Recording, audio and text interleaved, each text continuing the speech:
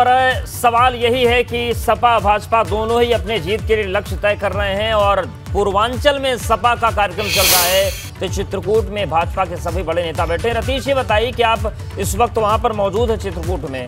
आज की अगर हम बात करें अनुशासन के अलावा कौन सी महत्वपूर्ण चीजें निकलकर सामने आ रही हैं आज के एजेंडे में?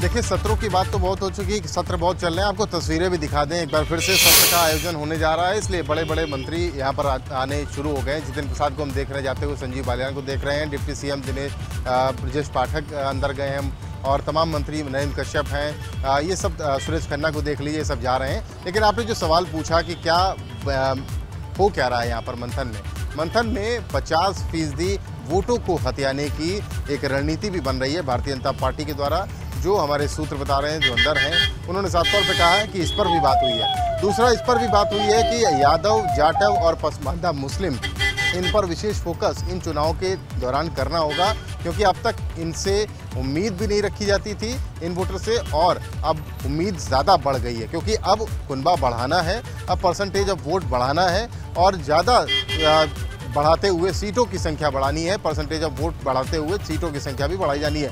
2024 के लिए जो मंथन हो रहा है, हालांकि नाम इसको जरूर प्रदेश प्रशिक्षण वर्ग दिया गया है। सभी भारतीय जनता पार्टी के जो नेता हैं, जो केंद्रीय मंत्री हैं, जो राज्य मंत्री हैं, जो राज्य सरकार में मंत्री है, वो सभी इसको कह रहे हैं कि ये रिफ्रेशर कोर्स की तरीके से है।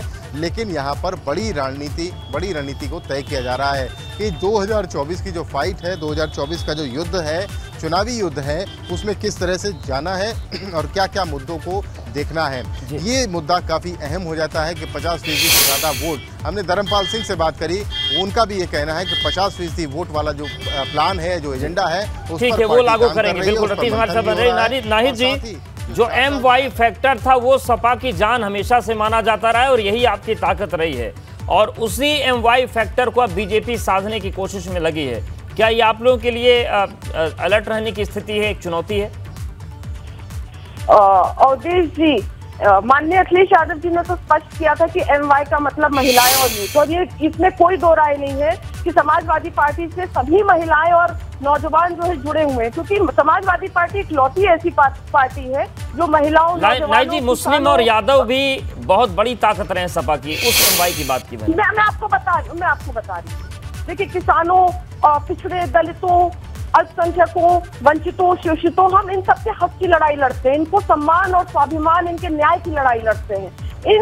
इन लोगों को, विशेषकर पिछड़े दलितों को किस तरह से जो है हम उच्च पदों से लेकर नीचे स्तर तक सारे पदों पर बैठाएं, इसकी लड़ाई लड़ रहे हैं। लेकिन आप देखिए, भारतीय जनता पार्टी केवल सत्ता की लड़ाई लड़ रही है, और इस समाज के लोग, अगर आप पिछड़े दलित समाज की बात करें तो इस समाज के लोग जो है ये 72% इनकी आबादी, और केवल यही मूलवासी है भारत के, और ये इस समाज के लोग अब बहुत ज्यादा जग चुके और ये आज भी जगह है। इनको जगाने का काम तो चौधरी चरण सिंह जी से ले नेताजी और माननीय अखिलेश यादव जी तक करते रहे। चौधरी चरण सिंह जी ने प्रदेश में सबसे पहले, अगर किसी को मुख्यमंत्री, एक प्रकार के लोग सरकार में थे, उसके बाद आदरणीय चौधरी चरण सिंह जी ने मुख्यमंत्री बनाया राम नरेश यादव जी को, और फुल फ्लेजेड होम मिनिस्टर बनाया सहारनपुर के थे राम सिंह जी को। तो हम इस समाज के लोगों को अधिकार, ठीक है, हीरो वाजपेयी जी, ये जो विरासत है इसमें कैसे आप सेंध लगा पाएंगे?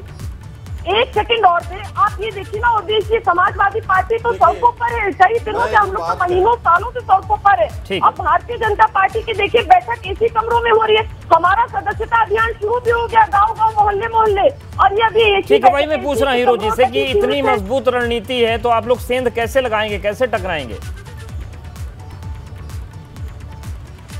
देखिए, मैं लारी जी की इस बात से असहमत हूँ कि ये पिछड़ों, वंचितों, शोषितों का काम करते हैं। देश में राष्ट्रपति पद पर एक आदिवासी महिला का नाम आया और अखिलेश यादव खिलाफ गए, लेकिन उनके जो समर्थक दल थे वो हमारे साथ आए उस नाम पर। तो मैं नहीं मानता कि ये महिला समर्थक हैं, पिछड़ा समर्थक हैं, आदिवासी समर्थक हैं। ये बात तो सरासर झूठ निकल गई और पूरी देश की जनता जान गई। और जहां तक ये MY में मान रहे हैं कि मुस्लिम यादव नहीं है, तो ये बात सच है कि अब इनसे पीछा छुड़ा लिया है मुसलमानों ने भी और यादवों ने भी। जिसकी रोटी ये खाते आए उनके लिए भी कुछ नहीं किया।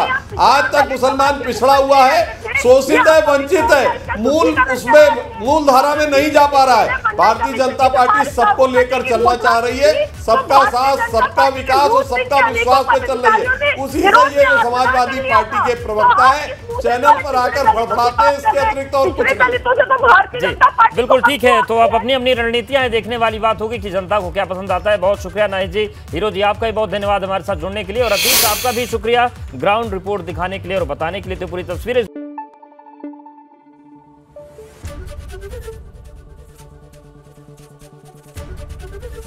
ABP गंगा, खबर आपकी, जुबान आपकी।